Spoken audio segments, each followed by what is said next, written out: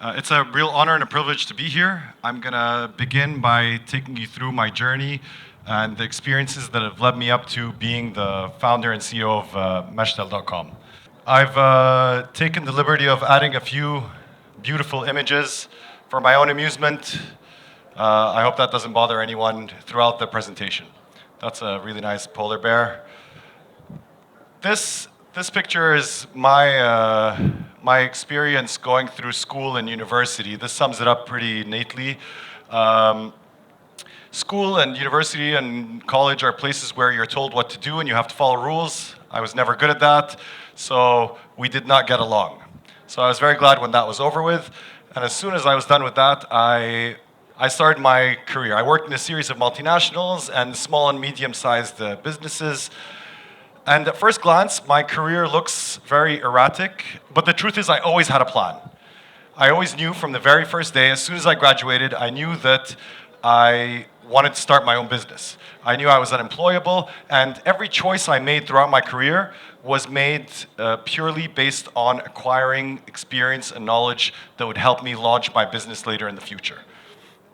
So after about a decade of working in multinationals and different businesses, I'm feeling a little bit cool. My ego's kind of a little bit inflated, and I decided to spread my entrepreneurial wings and start my first business. Me and a friend of mine decided to launch the Egyptian answer to eBay. At the time, that didn't exist, and we launched that, and this is basically what happened.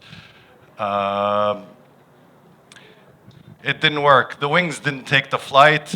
The infrastructure wasn't there in our defense, but we learned a lot. And then I decided to launch another business, which was that allowed me to travel all over Egypt. I was very interested in handicraft, so I traveled all over Egypt and created a database of local handicraft suppliers, and we wanted to connect local handicraft suppliers with merchants. And that didn't work as well because me and my partners at the time had other businesses and we weren't 100% committed. And then I decided to take a stab at exporting handicrafts as well, which is something I'm passionate about. And again, that didn't take the flight either. So things aren't looking very good at this point. Until one day, me and my partner at the time, a co-founder, came up with the idea to launch. This was right after the revolution in 2011. We came up with the idea to launch Egypt's first e-commerce medical supplies and consumables platform.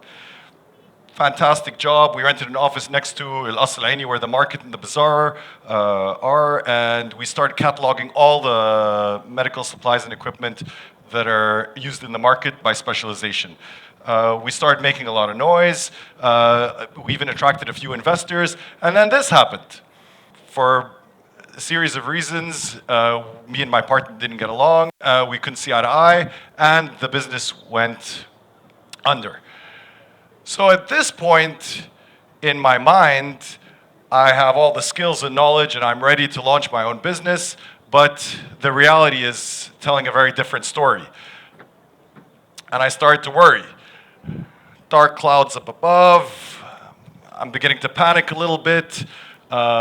Insomnia kicks in, a little bit of anxiety, and because the idea is that I know I'm unemployable, I know I can't go back and work for anyone, and in my head I should be doing pretty well. I should be well underway, I should have a business, I've got loads of ideas, I've got these skills, until one day I get a call from my crew. The guys that were with my team that were working with me in the medical supplies business gave me a call on the phone and they said, look, whatever you're going to do next, we're with you. And so I didn't even have time to stop and think about anything. I called up my guys and I told them, let's meet. We met at a coffee shop in downtown Cairo, and that's when this happened. I decided to take a plunge. I took a couple of steps back really quickly and I told myself, okay, what's wrong with this picture? What am I doing wrong?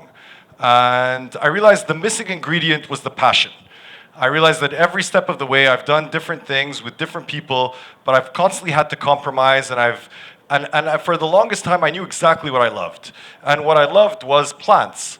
I've always loved plants. I've loved plants for more than 2 decades, and I decided to take all that accumulation of knowledge and experience and put it with my passion, which is plants. I set off on my own for the first time, and Mashtal was born. So we started off working in a coffee shop, then we rented a room in an artist studio. We've been bootstrapping it all the way. So after spending 3 years, investing 3 years in the medical supplies industry, I was very careful not to grow the business organically. And every time the business grew, that's when we would expand from our end, hire more people and put more money into the business. So like I said, we were renting a room in an artist studio, and then gradually as the business grew, we ended up taking up the entire space. It was a very difficult task, cataloging all the plants and garden supplies that are in Egypt, because we had to, unlike medical supplies where you can just Google the name of the product and you'll get a list of all the information and the specs of that product, that doesn't exist. So we had to go and find the plant and kind of like look at it and look at pictures online and identify what that plant was. And sometimes the difference between two plants can just be like a little curve on a leaf. So it was a huge undertaking. And then after identifying the products and describing them and putting the specs and information, we had to Arabize all of that. That didn't exist either.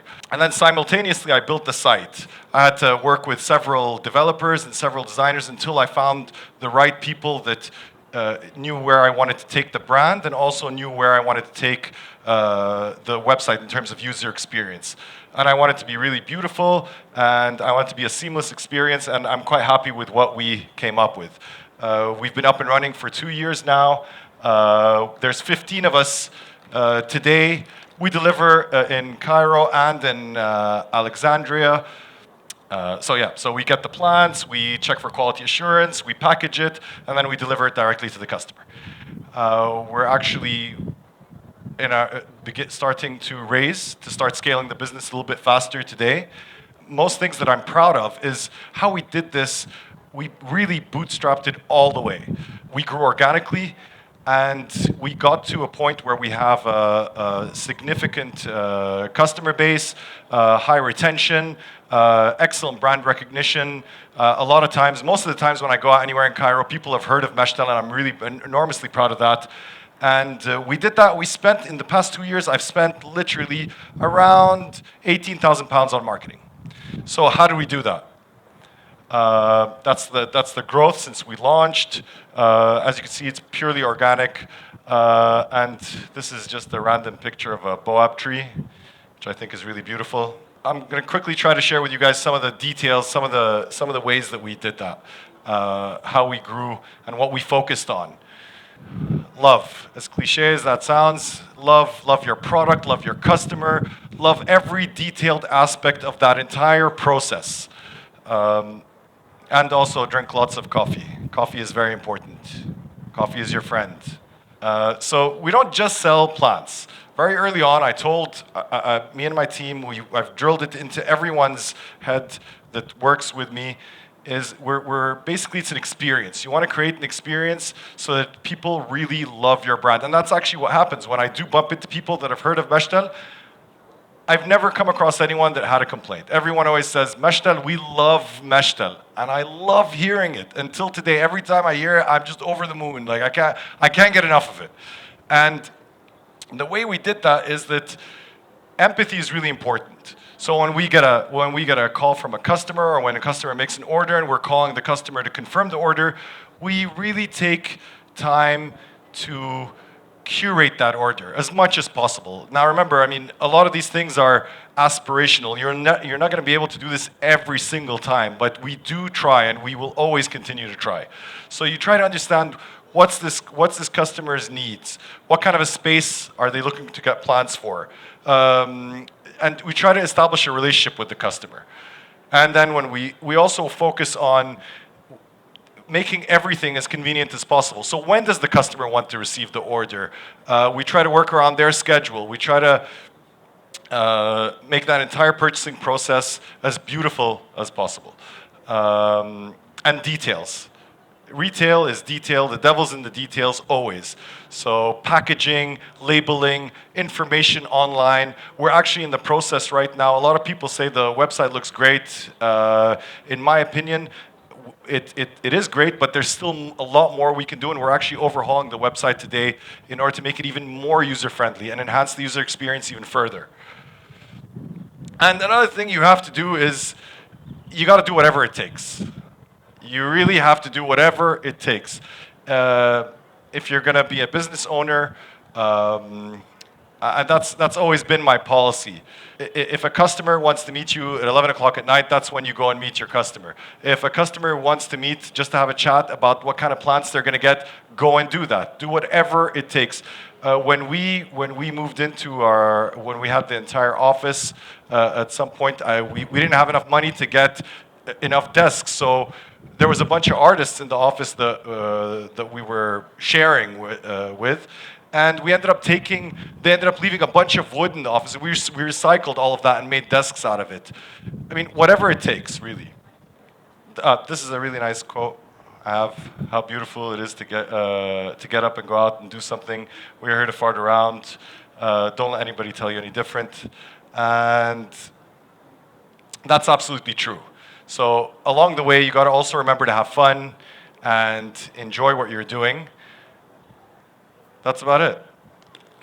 I think definitely it's very important to take a look at yourself. That's essential. Along the way, I've worked with different people and I've seen a lot of different kind of characters. So it's going to be painful. I mean, you know, a lot of people have the 3 Ps.